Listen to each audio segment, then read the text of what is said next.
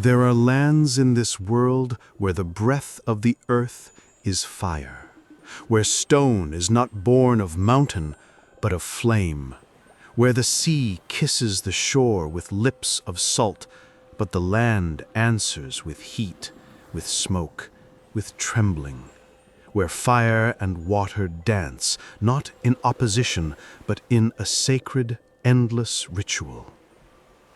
Here in the heart of the Pacific, amidst the chain of emerald islands that rise like offerings from the sea, a goddess lives.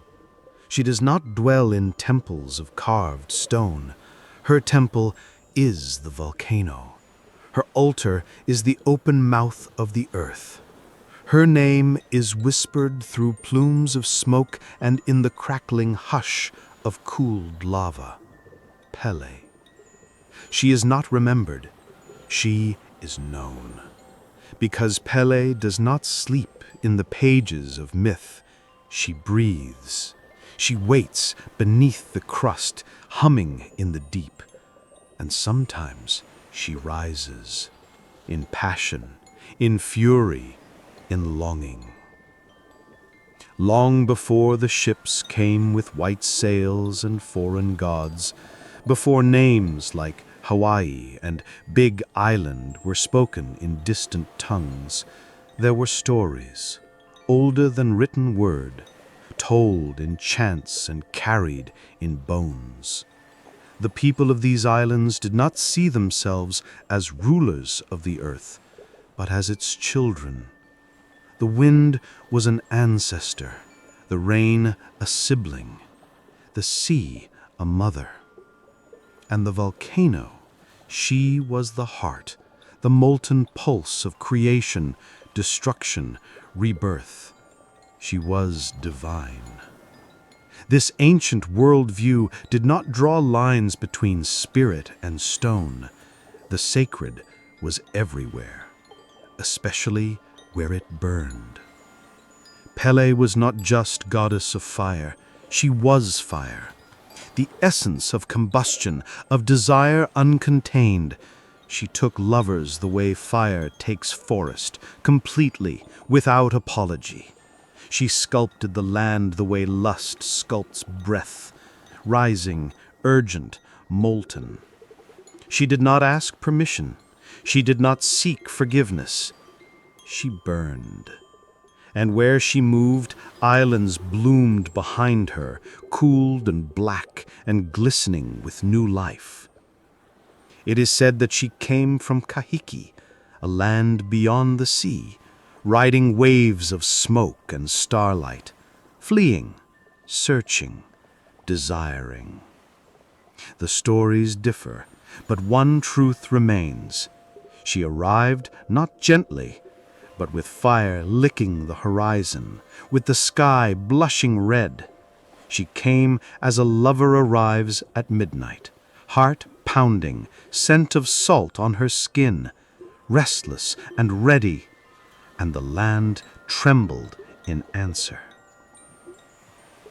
Pele's spirit is not still. It never was. Her story is one of movement, of eruption, of migration from one island to the next. Each time she arrived, her flame ignited the earth, her footsteps melting stone, her longing carving valleys and peaks with a touch as soft as steam and as sharp as glass. The people knew. They watched the mountains rise and they chanted her name, half in reverence, half in fear. Because to love Pele is to accept that love is not safe. It consumes. She is beauty that cannot be held, heat that cannot be caged. Her hair is long and black as cooled obsidian, her eyes deep as magma, glowing with secrets in sorrow. Her skin shimmers like ember in twilight, and when she speaks, it is with the voice of thunder buried beneath the soil. When she sighs, plumes rise. When she cries, fire pours. They say her moods shift like wind across lava fields, that she can laugh like a maiden and rage like a god, that she falls in love quickly, completely, and burns away what she touches. She has lovers, many, mortal men who gaze upon her beauty and forget to breathe, spirits drawn to her heat. Even the sea, they say, once loved her, only to recoil when her touch grew too wild. But Pele does not weep for those who cannot withstand her. She mourns only when her fire is ignored, her heart mistaken for mere destruction. For she is not chaos without meaning. She is the keeper of birth, of beginnings. The islands themselves are her children, shaped in ecstasy, cooled in grief. She builds even as she destroys, and in that paradox she is divine. To understand Pele is to feel her, not just know her. To walk barefoot on fresh black rock and sense the warmth still pulsing beneath. To hear the crackle of cooling stone and realize it is breath. To stand at the edge of a crater, wind whipping hair and smoke stinging eyes, and feel the seduction of the abyss calling you closer.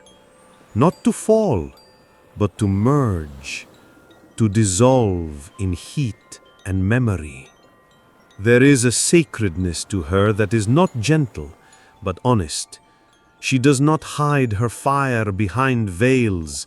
She does not pretend to be anything other than what she is, raw, radiant, endless. A woman made of earth's desire, a goddess born of longing. The chants of the elders speak of her journeys through the islands, of the lakes of lava she summoned, of the flowers that bloom in her wake.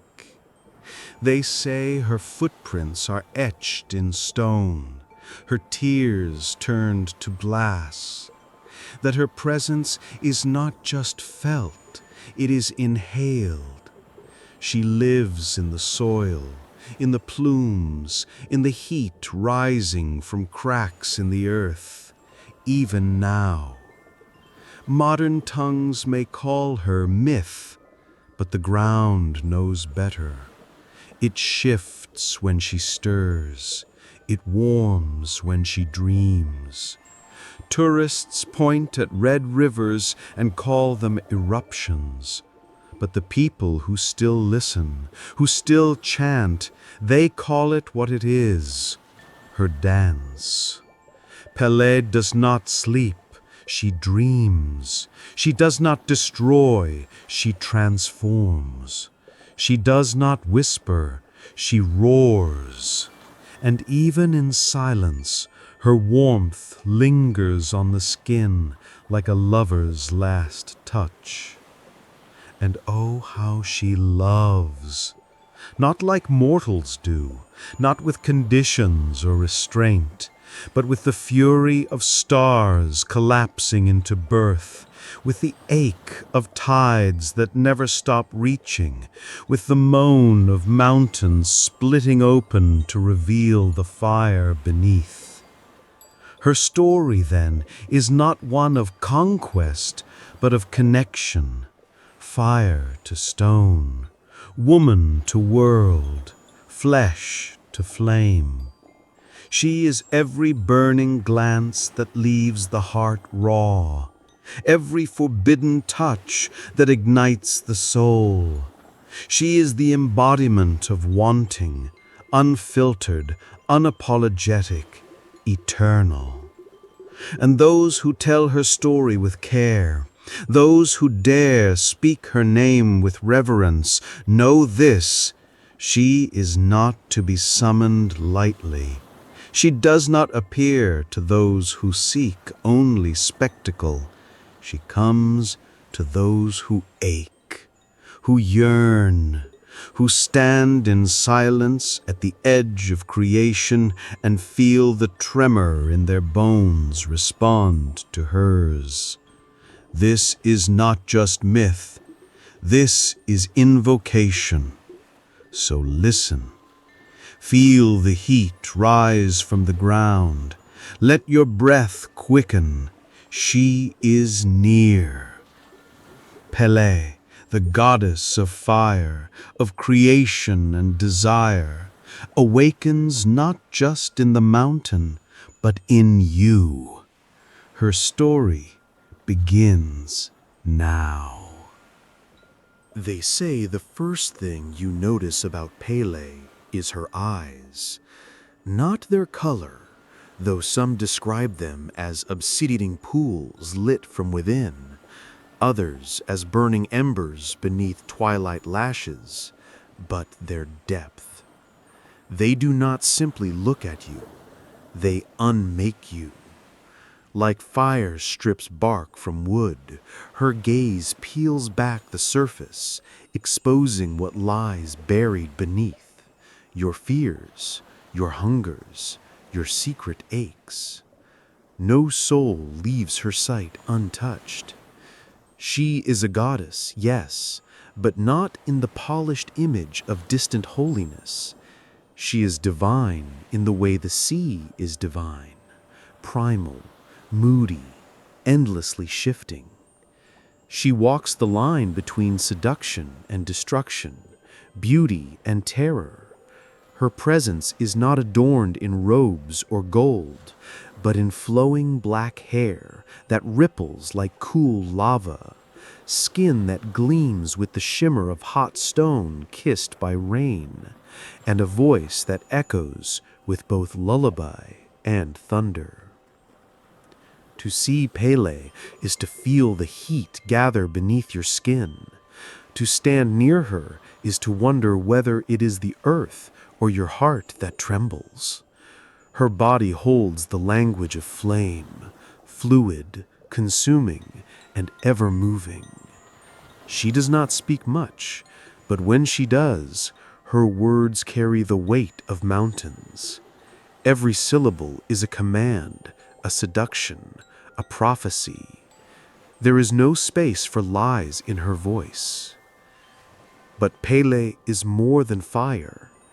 She is longing, a goddess shaped by desire, not just for love, but for land, for belonging, for recognition. When she came from Kahiki, she came not only to create, but to claim.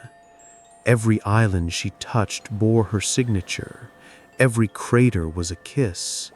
But it was not without pain. Pele does not offer without taking. She demands reverence, and sometimes love becomes ash. There is one who knows this better than any, her youngest sister, Hiaka.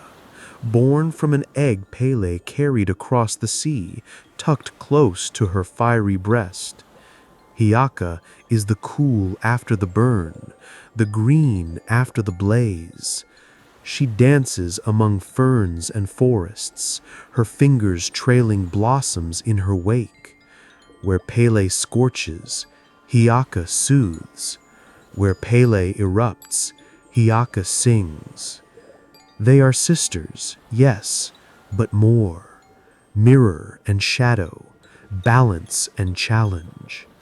Hiaka is not fire, but she burns in her own way, with devotion, with grace. Her loyalty to Pele is deep, unshaken by storms, yet it is not blind. She sees what others fear to speak, that the goddess of fire is not always just, that love, when wielded by so powerful, can become a weapon. And yet Hiaka loves her still, fiercely, like the tide loves the moon, drawn again and again, despite the pull, despite the distance. It is Hiaka who sings the ancient mele to calm Pele's heart when it quakes. It is she who walks into danger to retrieve what her sister desires, who dares challenge gods and mortals alike in the name of loyalty. And it is she who suffers when that loyalty is tested by fire. There are others, too, in Pele's orbit, mortal men whose names vanish into smoke, but whose stories linger. Lohiahu, the chief of Kauai, was one such man, a prince of serene beauty and gentle spirit. In her dreams, Pele saw him, his body laid across fragrant petals, his breath like the wind before a storm. She fell in love before they ever touched, and when desire took root in her molten heart, she sent Hiaka to fetch him, across islands, across danger. She trusted her sister. She burned with anticipation. But hearts are not so easily commanded. And while Hiaka sought the sleeping prince, nursing his spirit back from the brink of death, something unspoken passed between them. Not betrayal, not quite, but something that smoldered beneath their shared silences, a tenderness too delicate for words, a heat too dangerous to admit.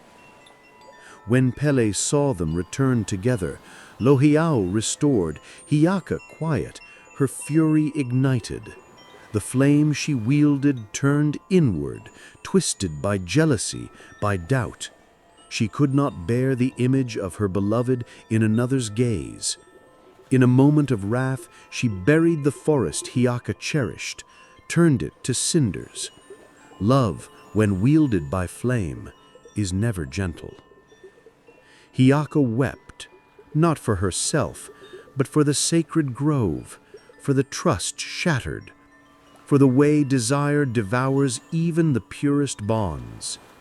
And yet she did not flee. She stood before Pele, eyes brimming, spine unbent, and let her silence speak the words her heart could not hold. Pele's other lovers are less remembered, but they mark the islands like constellations of heat. She is drawn to those who radiate life, who pulse with something raw and vulnerable. She desires not permanence, but presence, a glance, a night, a moment of shared flame. And when she tires, or when her jealousy flickers, she leaves them as the earth leaves a scar, lasting but transformed. Poliahu, the goddess of snow on Mauna Kea, is her rival in nature and myth. Where Pele flows with lava, Poliahu settles in ice. They have clashed more than once, fire against frost, passion against serenity. Their battles shape the land still. They are not enemies out of hatred, but out of contrast. Each threatens the other's dominion. Each reminds the other of limits. When they meet, the air becomes war.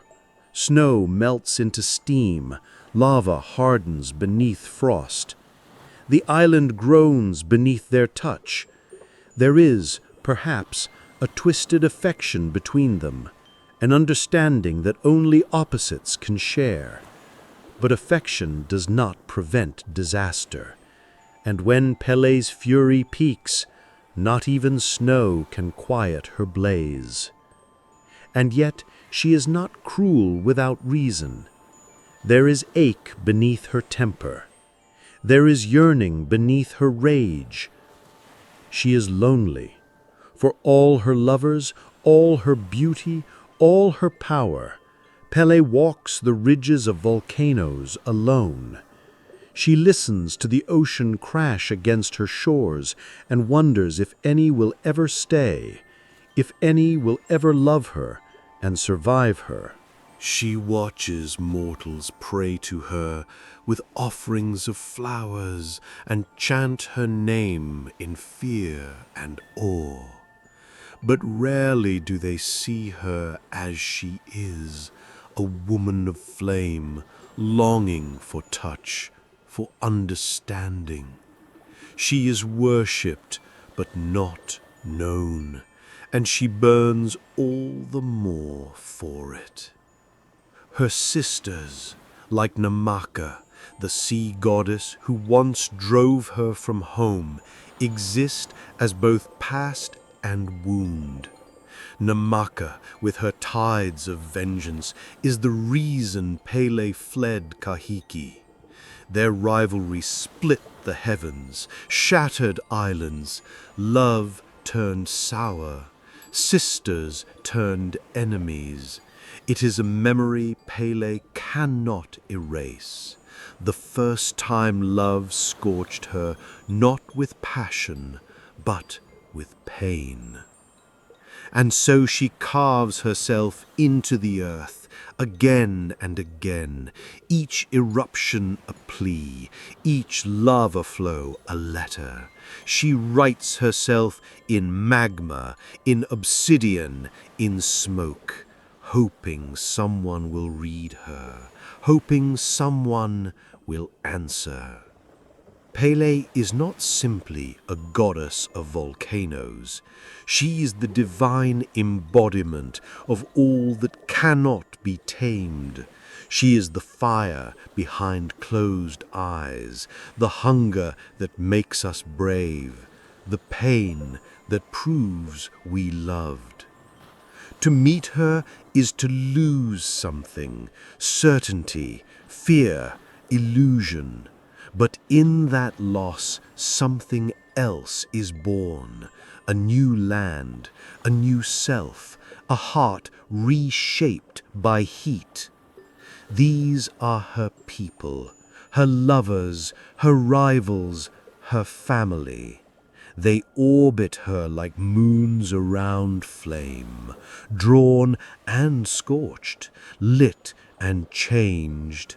And though Pele walks alone, she leaves no one untouched. It began as a dream, not the soft kind that fades with morning, but a vision soaked in fire and fragrance. Pele, restless in her molten bed beneath Mauna Loa, drifted through the ether of sleep, her spirit wandering as smoke over still waters. There, in the realm between waking and memory, she saw him. He lay in a grove beside the sea, skin glistening with salt, his chest rising with the rhythm of waves.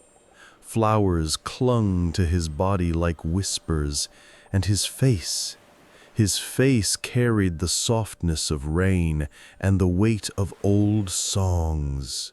He did not speak, but his presence wrapped around her like steam, warm and beckoning. Pele reached for him. Her fingers, heat made flesh, hovered over his sleeping form. He did not stir, yet something passed between them.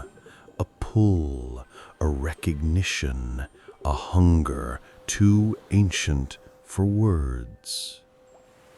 When she woke, her skin still remembered him. Her breath was short, her belly tight. The volcano murmured beneath her, echoing the ache.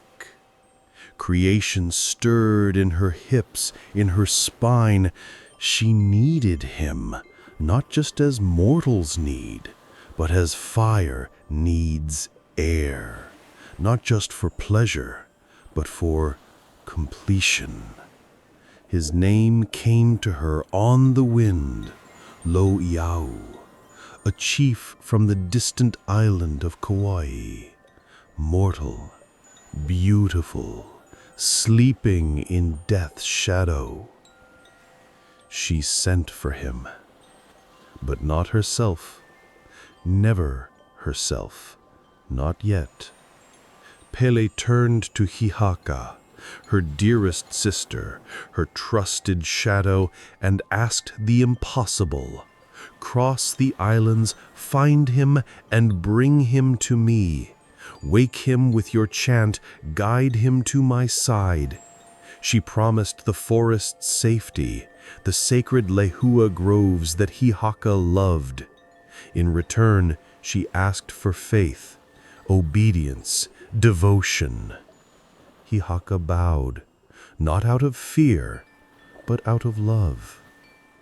Her journey began with chants and salt, and Pele watched her vanish into the horizon, carrying both hope and the sharp edge of jealousy in her wake. For though Pele trusted her sister, a doubt lingered, not because Hihaka had failed her, but because love is a dangerous thing when carried by another, and Pele, goddess of fire, was not immune to the slow burn of fear. As Hihaka traveled, Pele grew restless. She paced the caldera like a lioness, flames licking at her feet.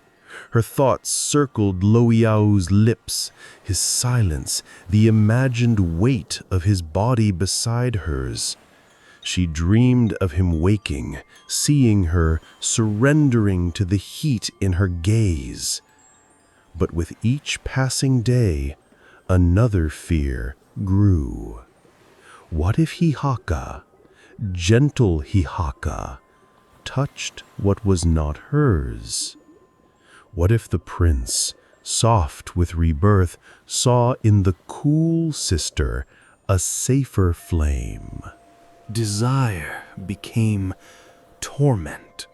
Want curled into suspicion.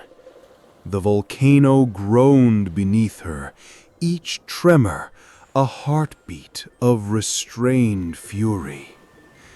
Then came whispers, carried not by mortals, but by the elements themselves.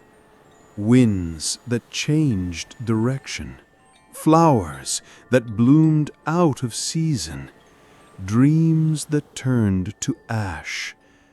Pele began to see them together, even when she tried not to. Hihaka's hands brushing Lohiao's brow, his lips parting under her song. The way they might have looked at one another, hesitant, tender, afraid. The goddess knew jealousy, but this was different. This was betrayal, sculpted in the dark. Pele's heart, vast as the molten chambers beneath the earth, cracked. She felt the breach not in her mind, but in her body, in the way the ground trembled, the way steam hissed from unseen crevices, the way her breath turned ragged. She had created mountains, islands, worlds, and yet she could not control this. Desire had become a storm, curling within her like fire trapped beneath stone. When Hihaka returned, her face bore no shame, only weariness. Lohiao walked beside her, alive, fragile, and silent. He looked at Pele not with awe, but with confusion that cut deeper than hate. And Hihaka's eyes, steady, unflinching, met hers not with guilt, but with knowing. That was the moment the mountain broke. Pele did not scream, she did not speak, she simply lifted her arms and called to the fire. The sky darkened, ash rained like sorrow. The lehua groves Hihaka cherished, lush, red, sacred, were swallowed whole in flame. Birds took flight, crying, as smoke curled into the heavens like a funeral chant.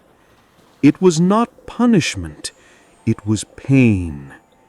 Hihaka stood in the ruin, her lips parted but wordless. Her heart ached, not for herself, but for the land, for the trust incinerated, for the love twisted into ruin. Lohiau reached for her, but she did not move. She faced Pele with eyes of mist, tears that did not fall. And Pele, radiant and terrible, watched them, unsure of what she had truly destroyed. This was not the wrath of a goddess slighted. It was the agony of a woman who had given her heart to a dream and received silence in return.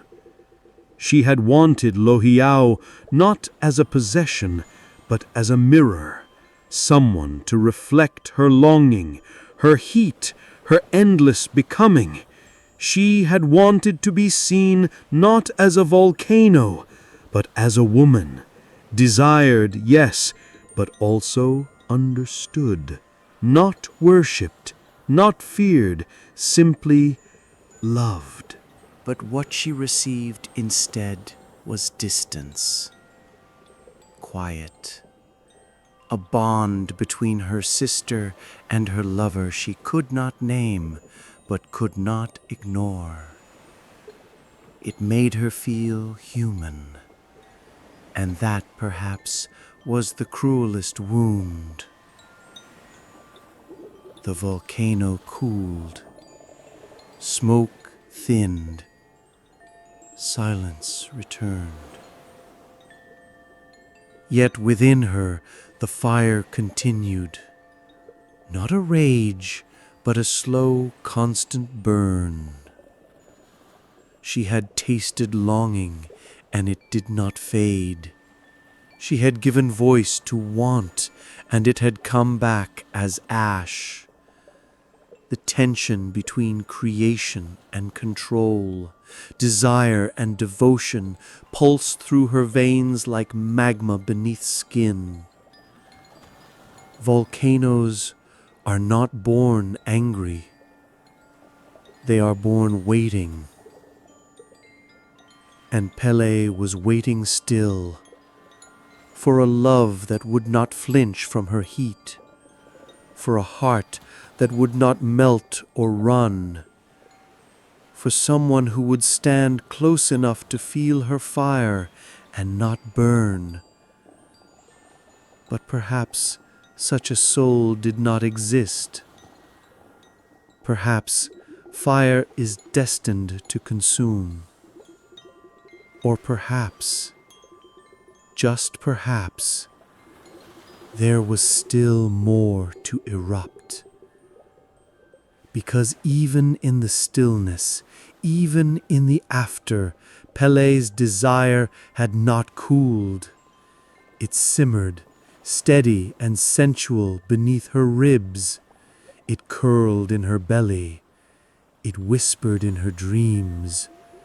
It was not the kind of fire that destroyed forests.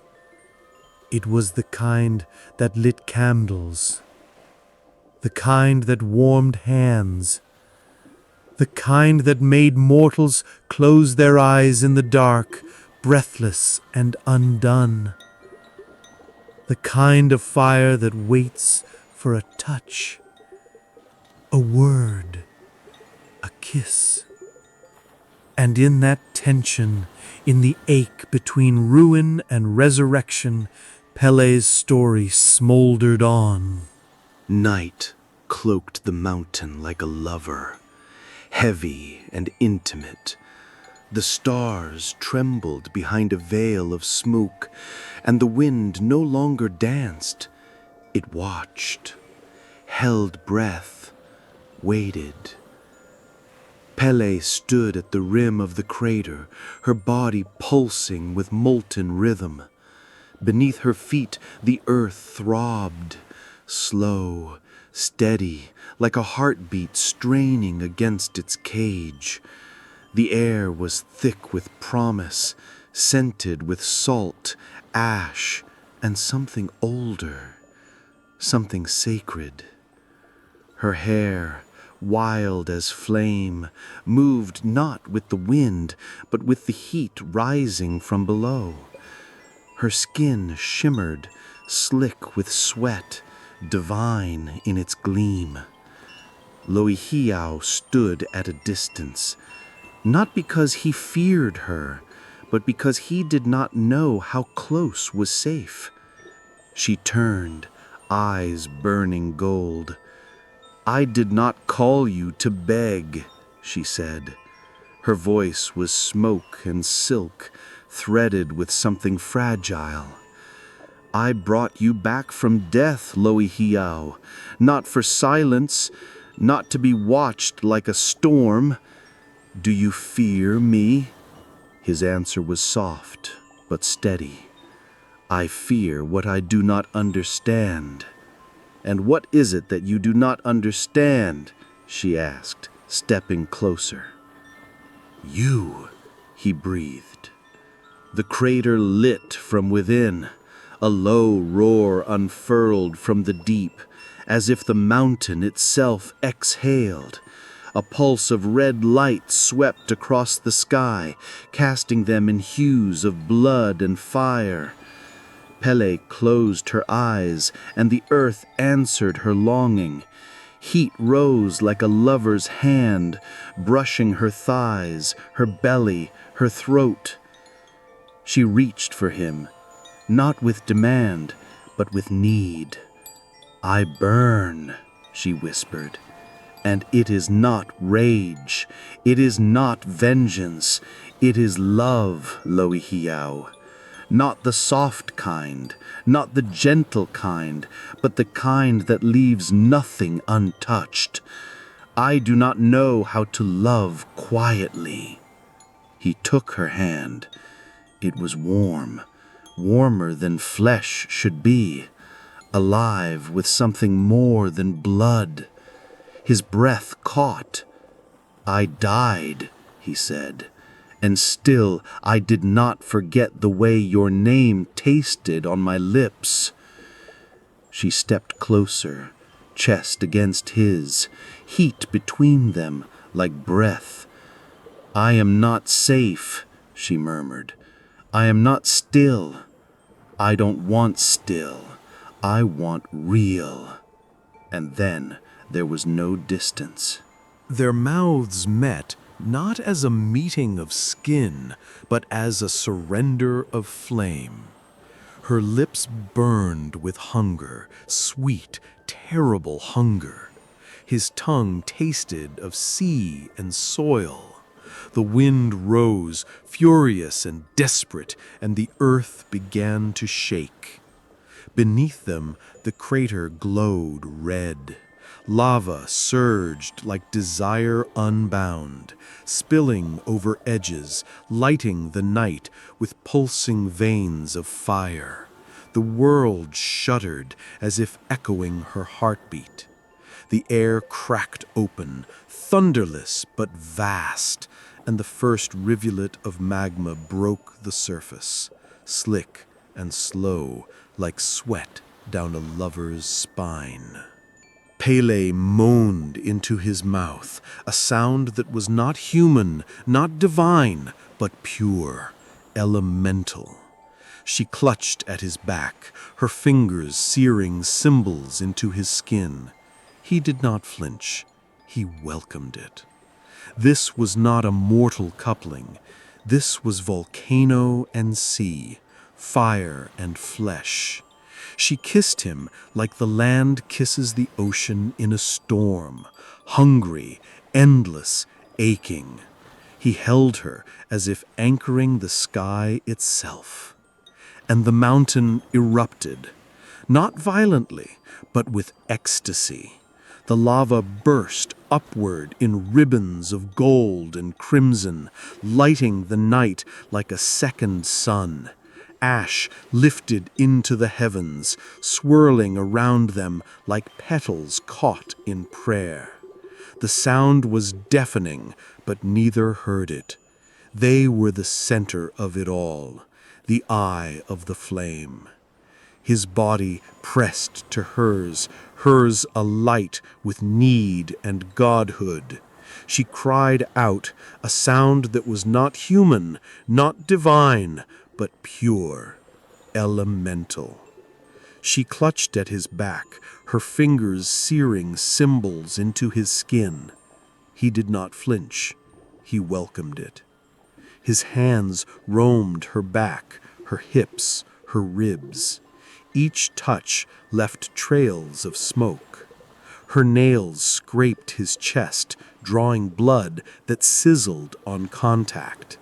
She pressed her mouth to his neck, tasting mortality, tasting salt, tasting him. And in that taste, she wept. Because beneath all the want, all the fire, all the divinity, there was still a girl who had come across the sea searching for something she could not name. There was still a heart within her ribs, beating not with godhood, but with the simple ache to be known. He felt it, the trembling, the pause between moans. He held her tighter, pressing his lips to her temple. "You are not too much," he whispered. The volcano slowed, the flow softened, lava pooled in elegant curves, glistening like afterglow. Pele's breath was ragged, her eyes glistened. "I destroy everything I touch." "No," he said, kissing her again, softer now. "You make new worlds." She stared at him, her lips parting, her throat tight. No one had ever said that.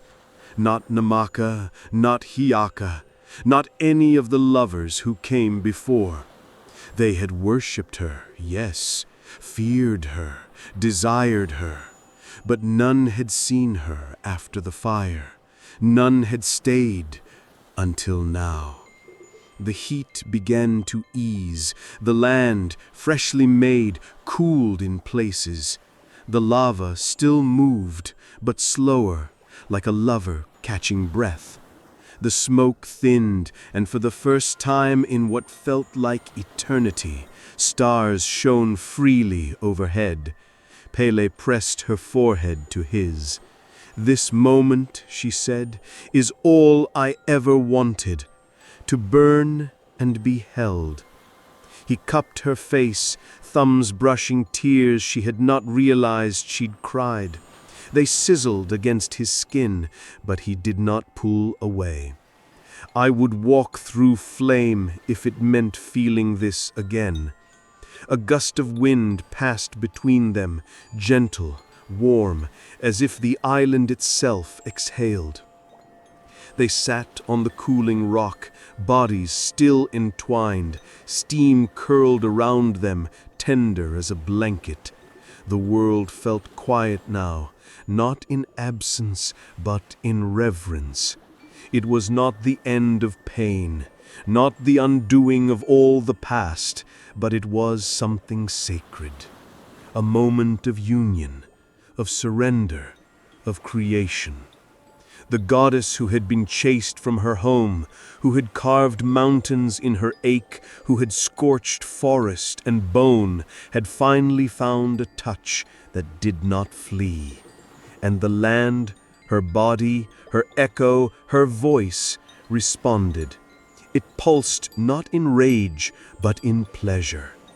And though the fire would rise again, as it always did, tonight it rested. Pele, goddess of volcanoes, keeper of flame, seductress of stone and sky, lay in the arms of a mortal who did not run, and for a fleeting, infinite moment, she was not the destroyer. She was simply desired. The morning came slowly, as if unsure whether to rise over a land so freshly remade. Light filtered through the ash-hung air in golden threads, catching on cooled black stone and reflecting in pools of still smoking lava. The earth no longer trembled, but the silence it left behind was not peace, it was awe. The land had changed. Its breath was new, its bones rearranged, and so was she. Pele stood alone at the edge of the crater, barefoot on the freshly born crust, her skin still glowing with the residue of ecstasy. Her hair clung to her back in damp ribbons, and her chest rose with the deep, slow rhythm of aftermath. Her body no longer burned, but it remembered. Every pulse, every cry, every touch that reached deeper than flesh. Behind her, Lohiau slept, curled in the crook of a warm stone, arms around his knees, breath even. Mortal still, and yet touched by divinity. His skin bore faint marks where her fire had kissed him, not scars, not wound, traces, as though the goddess had written her name across his body in heat. She watched him for a long time. The passion they had shared had not undone her, it had not reduced her to ruin, but it had changed something, softened the edges of her fury, stirred the deeper currents beneath her fire. And yet already she felt it, the return of distance, the quiet pull of separation. It was not rejection, it was nature. Fire does not linger after it has fed. It flickers, it curls, it recedes, only to rise again elsewhere. The land needed her now, as it always did. The deep called to her, not with desperation, but with purpose. She was not made to stay. Hi'iaka appeared through the trees, her steps silent, her presence as cool and steady as the morning dew still clinging to untouched leaves. She walked with grace, her face unreadable, but her eyes steady. They stood together without speaking for a while. Then Pele turned to her. "You hate me," she said, softly. Hi'iaka shook her head. "No, I never could. I burned what you loved. You always do." A pause. Long. Taut. The breeze shifted.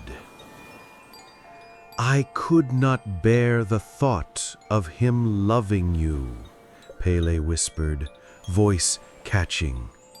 "Not because I doubted you, but because I doubted myself." Hi'iaka's gaze softened, not in pity, but in understanding. "You are not the only one who burns," she said. They held each other's eyes, not as goddess and sister, not as creator and witness, but as two women, wounded by love, shaped by longing. "I cannot stay," Pele said. "I know." "I love him," she added. "I know that too." Pele's hands curled into fists. She looked out across the land she had forged in fire. Ridges stretched in long, elegant lines across the plains. New craters smoldered with slow promise. Ash dusted the trees like forgotten snow. And in the distance the sea met the lava, hissing and steaming, two lovers in eternal tension. "This land," she murmured, "is not just shaped by fire, It is fire. It remembers every eruption, every sigh, every kiss. You are the land now, Hayaka said. No, Pele answered. I have always been. She walked back to Lohiau, knelt beside him, and touched his cheek. He stirred. His eyes opened slowly, hazy with sleep and remembrance. He smiled, not the wide grin of a mortal drunk on pleasure, but the quiet curve of someone who had glimpsed something vast and chosen not to look away. You're leaving, he said. She nodded. I knew, he whispered, before I touched you, that I would never be the same. Nor I, she replied. He sat up, drawing his knees close. Was it real? She leaned forward, pressed her lips to his brow, and let the answer speak through her silence. Real. More real than earth. But real does not always mean forever. When she rose, he did not stop her. He knew instinctively that holding fire too long only invites ruin. Better to keep the warmth, the glow, the sacred memory. She turned to go, but paused once more, looking over her shoulder. When the land trembles, when the sky bleeds red, know that it is me, not in wrath, in remembrance. He bowed his head. I will wait. She smiled, aching and proud. Don't. And with that, she vanished into the smoke, her body becoming heat, her spirit folding back into the molten veins beneath the island's skin. The ground did not crack open. The sky did not scream. Her leaving was not violence, it was transformation. Hi'iaka stood beside Lohiau, watching the horizon where her sister had disappeared. She is never gone, she said softly. Lohiau nodded, still staring into the mist. I feel her in my chest. Every breath is warm. She loved you. I loved her. And me? He turned slowly. Their eyes met. I don't know, he said. Not the way I thought. Not the way I feared. But in some way, yes. Hi'iaka said nothing. She stepped away from him, hands trailing through the ash, and began to chant, a low, rhythmic song, old as the hills, soft as the sighs of leaves in wind. Her voice rose into the cooling morning, a lullaby for the fire now sleeping beneath the island. And the land listened. Weeks passed, then months. The vegetation returned, green and eager, curling around the edges of blackened stone. The trees, scorched to stumps, sprouted new branches. The birds, silent for days, began to sing again. But the song had changed. It carried memory now, reverence. People came with offerings, lays, chants, dances performed barefoot on the warm crust of Pele's newest child. They left them at the crater's edge, where steam still curled like breath from her nostrils. And sometimes, just sometimes, the ground beneath them hummed. Not with anger, not with warning, with presence. They spoke of her then not just as goddess, but as lover, as maker, as woman, the one who shaped the land with longing, the one who gave herself to desire, and in doing so made beauty from ruin. Children born after the eruption bore her name. Artists painted her not as a destroyer, but as a woman clothed in heat and sorrow. Dancers moved as if channeling her hips, her arms, her sighs. Her myth, once rigid and distant, now pulsed with intimacy. Because they understood. Love does not always leave flowers in its path. Sometimes it leaves stone. But stone remembers.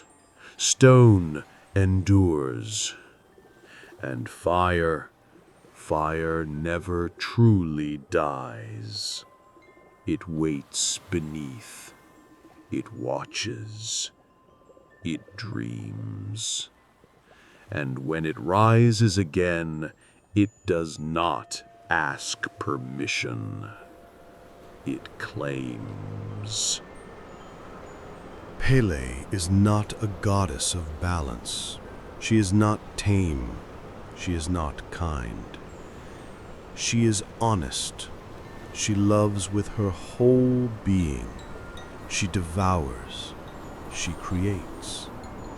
And when she leaves you, she does not apologize. She leaves you better than you were. Ravaged, yes, but also reshaped, wider, deeper, made real by the heat of her attention. Even now, when lava flows slow like honey down the mountain's flank, when fire reaches for the sea and hisses its soft scream, the people watch. They chant her name. They leave offerings of flowers, food, their own stories laid out at the rim of her home, Halema'uma'u crater, where the smoke still curls like the hem of her red skirt. They say if you disrespect her, she takes what you love. They say if you take her lava without asking, your luck will blacken, your path twist. They say she visits travelers, disguised as a woman in red, asking for a ride, or food, or warmth. And if you refuse her, she remembers. But if you see her, truly see her, if you offer what is sacred, if you speak her name with awe instead of fear, she may leave you with something. Not a gift, a mark, an ache. Because she has a way of entering places you didn't know were closed, and once opened, those places do not seal again. Pele is the lava that flows through the veins of the island, yes, but she is also the lava in you, in your hunger, in your grief, in your pleasure. She is not distant, she is intimate. Every time your body quivers with wanting, she is there. Every time your voice rises, raw and trembling, to declare something real, she is there. Every time you rise from ruin and build yourself again, stronger, softer, more honest, she is there. She does not wait to be summoned. She arrives when you need her, and not always gently. Sometimes she comes as heartbreak, as loss, as fire that tears through everything you've built. And sometimes she comes as a kiss, as a whisper in the heat, as the sensation of someone watching you, not with judgment, but with hunger that reveres. Her femininity is not delicate, it is power. It is blood and ash and birth and burn. It is hips that shake islands awake. It is lips that part mountains. It is the softest sigh and the hardest truth held in the same breath. They say she sleeps now, beneath the black stone that warms at dawn, beneath the earth's trembling sighs, beneath the rain that hisses as it kisses the cracks of cooled lava. But her sleep is not the sleep of silence. It is not peace. It is waiting.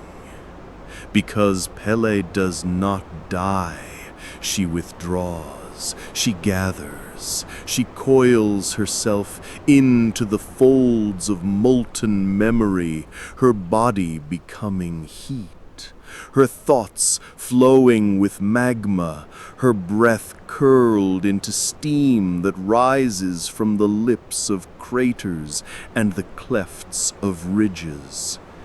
She is there, even now. You feel her in your souls when you walk barefoot on sun-warmed stone. You feel her when the air stills and the scent of sulfur teases the wind.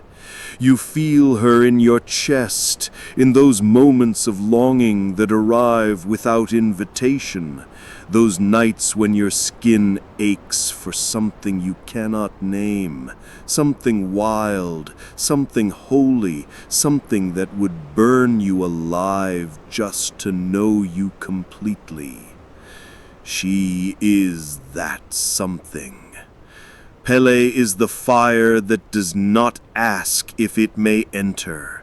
She is the touch that leaves you marked. She is the woman you dream of but can never keep. Not because she flees, but because she is not yours to hold. Her myth is not a tale told to children around campfires. It is a pulse, a rhythm in the belly of the islands, a memory passed from skin to skin. She is carved into the lava fields, into the cliffs where the sea breaks in a fury of white, into the chants whispered at night when the wind moves strangely through the trees.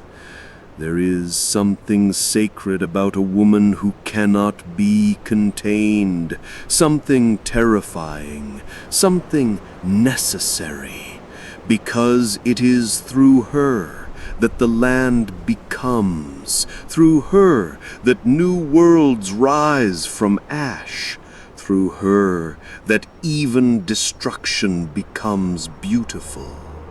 To know Pele is to know your own capacity for transformation. To know that love does not always soothe, it sears. That creation is messy. That sometimes the only way to truly become is to let yourself be undone. People fear fire because it cannot be negotiated. It does not listen. But Pele listens. She just chooses not to answer with what you expect. She answers with what you need. And what we need often is to remember that we are not above nature. We are of it. We are ash and water and bone and heat. We are born through pressure and time. We erupt. We cool, we erupt again.